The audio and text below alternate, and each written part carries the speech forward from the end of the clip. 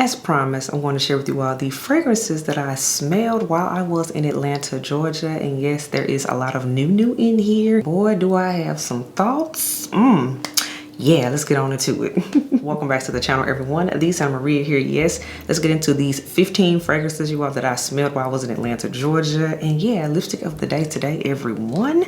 I was feeling very pink because it's the month and season of love. So I went in with, this is Pat McGrath's Polaroid Pink. Definitely check that out. I'm enjoying it. As always, details on my face as well as all of the fragrances that I will be discussing will be in the description box below, so you don't have to ask questions about it. Next up, we have fragrance of the day, and this is an oldie but goodie. This is from Kilian, and this is Kilian's Love Don't Be Shy, you all. Yes, love this fragrance. Full dedicated review should be coming soon on this one, so definitely stay tuned for that. Yeah, this one, oh yeah, it's good.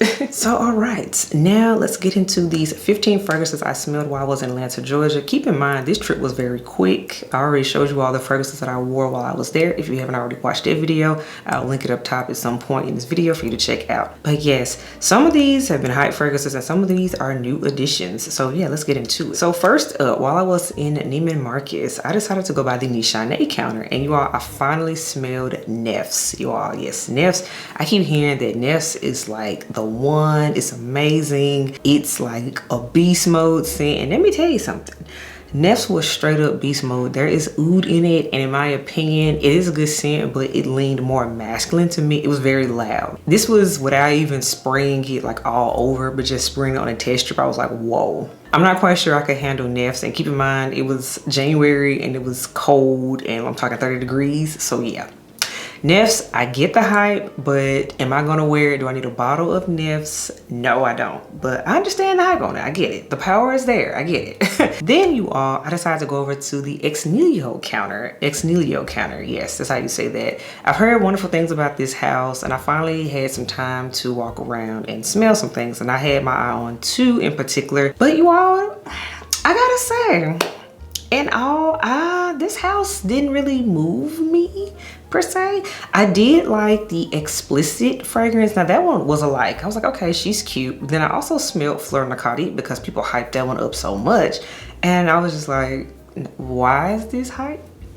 That's kind of how I felt about it. It just wasn't moving me, and it just definitely wasn't giving me Neiman Marcus niche pricing. It just wasn't. So I'm like, okay, she cute, but no, I'm good on it. And then people have also compared Fleur Narcotique to Valaya. Valaya is the one for me. That one is the one, and that's why I have a full bottle of it. So there's my opinion on that. So yeah, next Ex Nihilo, you're okay, but I'm not moved to where I'm like, I need a bottle of y'all. That's just how I feel. Next up, now to a fragrance house that I do commonly enjoy. It is a little challenging sometimes, that is fair, but overall I do enjoy this house. I smelled some fragrances from the house of Amouage, you all. And I got to smell their newest fragrance for ladies at the time, you all. This is the Daya 40. Yes, Daya 40. There's an original Daya, and then there's the new Daya 40, which is their new exceptional extracts. That's what they call them. It's an extrait de parfum concentration. Y'all, I like this. I really like this. It's a very aldehydes, florals type of scent, and it lasted. It was one of those scent strips that you hold on to, and like the next day when I woke up in a hotel, I could still smell it and it was still loud and projecting. So I was like, Daya 40? Yeah. That one is worth the money. That one I want. Okay, Daya wasn't on my radar at all from the house of Amouage in any form, the original or even the new extra version. But yeah, Daya, that one was a yes. I want a bottle of that one. That one I do. And then I also smelled the extrait version of a love at first sniff fragrance, and it was my first Amouage fragrance, Honor Woman. So the extrait version is called Honor Woman number 43, and they had it on display. I was able to smell it, and what I liked is that it's truly an extrait. It literally smells like a more intense, amped up version of the original, which I love so much. So for me, I do want a bottle of Honor Woman 43. Yes, better longevity. Yes, it's doing what it needs to do. It's my type of extrait for sure. I love that. So all in all, the two I wanted to smell at Amouage, those were both wins. Those were both full bottle worthy to me. Now let's get on over to the counter. I actually spent the most amount of time at the Head Elf and I, and yeah, this was so unexpected. It just kind of happened. Let me tell you something. We went over to the Memo Paris counter, which I wouldn't even think about Memo Paris at the time, but when now we saw it, I was like, oh, you know what? nobody was there, so it was just like open season, and our sales associate, he was so nice. Shout out to Steven, you were amazing. And y'all, I didn't smell anything I didn't like. And let me say that right now, I liked everything I smelled, but in particular, there's 2 fragrances that stood out to me. The first one that I smelled, I remember this one getting a little buzz when it came out, but then it went away. And this is Matarai. Yes, and this one I enjoyed so much in a moment that I asked for a sample of, just so I could really make sure that I wasn't just excited, nose overwhelming type of thing. And y'all, I got a sample of it right here, Matarai. Let me tell y'all something. This scent needs more hype, particularly for the springtime. I'm gonna need a bottle of Memo Paris's Matarai. Let me get into the notes for y'all so y'all understand. There's lemon oil in here, there's Italian bergamot oil, there's Indian turmeric oil, there's clary sage, there's peach, emphasis on the peach, yes. Indian jasmine sandbag, and then there's tuberose in here, Egyptian jasmine absolute. Y'all, what else we got in here?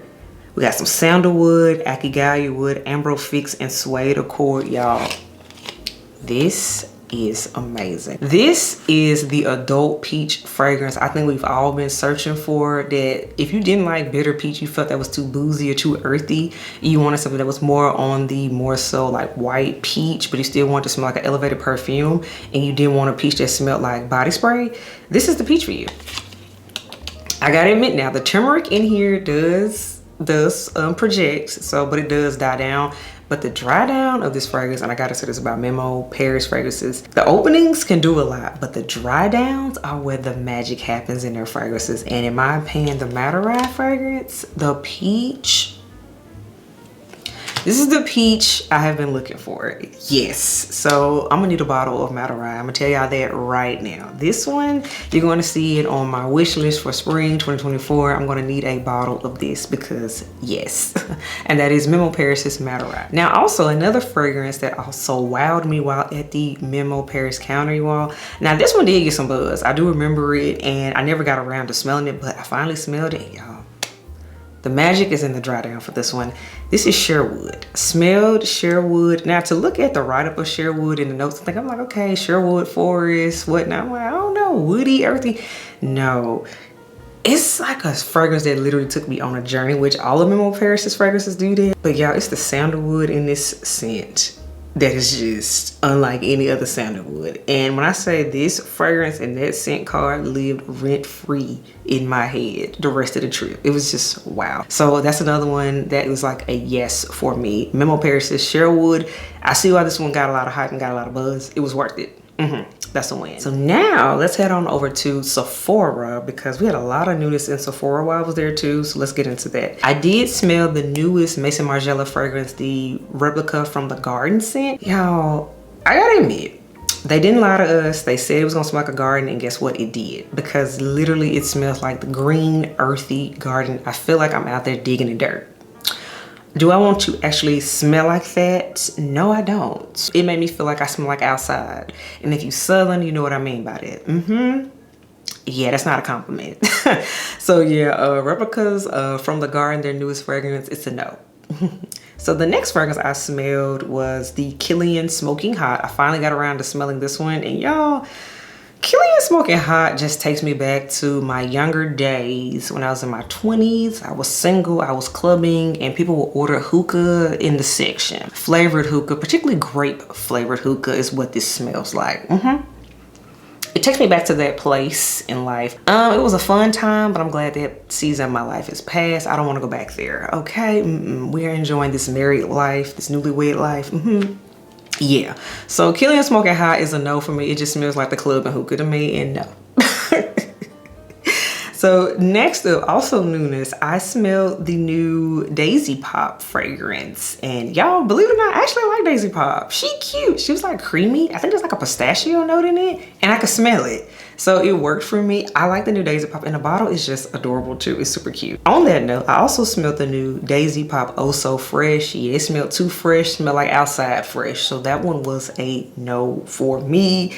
It's a no. And then, yes, y'all, guess what? I finally smelled Tom Ford's Vanilla SEX. In fact, you all, I have smelled this fragrance 3 times, and I wanted to smell it a few times before I fully made my decision on this scent because, yeah, Tom Ford, this ain't it. This literally smells like plastic, and then over time as it dried down, then I got the powdery vanilla bean that I was expecting to get just off top, but it just smells too artificial. It smells like the plastic baby doll head or something, but then throw on vanilla bean. That's what this smells like, and for $400, no. There's way better vanillas out there. There are a lot of better vanillas out there that cost a fraction of the price. So for me, I think Tom Ford Vanilla SCX is truly overrated. And I think this has been one of those cases where a fragrance release has been talked about and hyped up because of the fact it's so sensationalized and not because the juice is actually good. So don't buy that fragrance. At least to me, I say no. That's a no. Then we rounded things out, you all. I made my way over to an Initio counter when I went over to Saks. Yes. So I finally smelled 3 Initios that I've been wanting to smell. So the first one, I finally smelled the very loved, very hyped Musk Therapy scent. And everybody swears by this scent, right? I was like, okay, it can't be that good. So yeah, I finally smelled it. I got it. I see why it's hyped. I 100% get it. This scent, y'all, is so very fresh and clean. I get it. It's very much perfect for a hot summer day. Nobody would be mad at you wearing this scent. It almost had like a cooling effect to me, and it was refreshing. So I get it. So you know what? I do want a bottle of Musk Therapy. I get it. Okay, I understand that one is worth the hype. I get it. Then y'all, I also smelled Paragon. So Paragon is a newer release from Initio. And the reason this one was on my radar was because I heard it had a plum note. And y'all know, Els, I love a good plum note, right? So y'all, I smelled Paragon. I loved it. In fact, the more it dried down, as I continued to smell it hours later, that was a total yes. I fell in love with it even more. Yeah, I'm gonna need a bottle of Paragon because the plum note became more pronounced the longer it went on, the longer it dried down. Paragon, yes, it is a win to me. And then you all, is what's so funny, I did get to smell Narcotic Delight. At the time, again, this was back in January, Narcotic Delight did not come out until February 1st. But the sales associate did let me smell it since I asked about it. He's like, okay, clearly you know your stuff, you know what you're talking about. I'm like, yeah, let me smell it. I was like, cool. So I smelled Narcotic Delight, and I've been sitting on my thoughts on this now for 2 weeks. And y'all, so here's the thing. Narcotic Delight, and because of the fact this is a hot new release, I will go over the notes for Narcotic Delight. It has main notes of cherry, cognac, vanilla, black and pink pepper, tobacco, and hedione. Now, reading the notes of Narcotic Delight, I immediately thought, oh, this is gonna be a sibling to Side Effect. That's just what I immediately thought. But I gotta admit, this and Side Effect do smell different. They do. But the thing with Narcotic Delight, y'all, it is so peppery. It's real spicy to me, which to be fair, they have black and pink pepper listed in here. And yeah, the pepperiness in the opening, I was like, I don't like this, I don't. It really did take the scent drying down, and I did not like it until at least 3 to 4 hours later. That pepperiness dried down and went away. Then I was like, okay, now I can do this, because then I got the cognac, the tobacco, the hedione. I got all of those notes once the peppers went away. And it's kind of like, do I need to get a fragrance that I'm gonna have to wait hours for it to dry down in order for me to like it? No, especially when we're talking about Initio. Initios are now borderline $400. I need to love you if I'm gonna spend that, you know? So I'm like, Narcotic Delight is okay, but I'm not sold on it because of the pepperiness of it. It's a lot to my nose. And again, this was in January and I couldn't handle the pepperiness. So I already know as it gets warmer. No, but I get it. I see how it's going to be hyped because again, the dry down is beautiful. Beautiful dry down. I do see how Narcotic Delight is going to be loved by a lot of people, but if you hate pepperiness and spiciness, you're gonna be like me and be like, I don't know about that one. So that's my thoughts on Narcotic Delight. Okay, so last up, I know y'all probably asked me, okay, but did you end up getting anything while you were there? Did you do any fragrance shopping while you were doing this sniffing? So you all, actually, I kind of did some post-trip, and I did end up picking up one fragrance. Y'all, this one lived rent-free in my head ever since I've been back from that trip, and I said, girl, you want it. And yeah, so guess what? I ended up picking up a bottle from Memo Paris, you all, and I got a bottle of Sherwood. Yes, here it is full size bottle, y'all, full presentation of Memo Paris's Sherwood, because this was bothering me. Anytime my fragrance lives rent free in my head for days, and in this case 2 weeks, yeah, I needed it. So I'm gonna go into the full notes of this one because hello, I felt it full body worthy, right? So we have notes of black currant, we have pink pepper, we have orange flower, oak wood, and cashmere, y'all. And also there is carrot seed oil, Damascene rose, and sandalwood. I knew it was sandalwood in here. I knew it. Y'all, it's like fresh, clean, but smooth at the same time.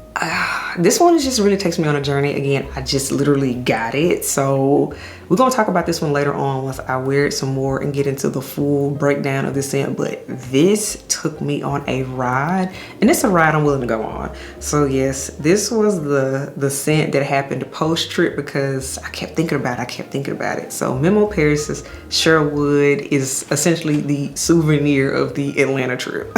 And like I told y'all earlier in the video, I'm gonna end up needing Memo Paris's Madeira next, because as you can see, these two fragrances above all others on this trip, this house stood out to me the most. So it's a Memo Paris trip for me. That's what I'm gonna think about this trip. And yeah, I'm gonna need Madeira next. I am. So all right, everyone, that was my thoughts on fragrance shopping and smelling, on newness as well as old things while in Atlanta, because hey, it's always fun to smell things when you're near counters, you're near luxury stores and things. So therefore you can smell things in real time and go ahead and decide, do I like this? Do I not like this? Like, I don't know. So let me know your thoughts. Do you agree with my thoughts and opinions on a lot of these fragrances, yes or no? And yeah, let me know what else I should check out from Memo Paris, because that is the house I'm obsessed with right now. That is the one. So let me know what are some of your fragrances from Memo Paris. Drop it in the comments below. And yeah, I will catch y'all in the next video. Bye y'all.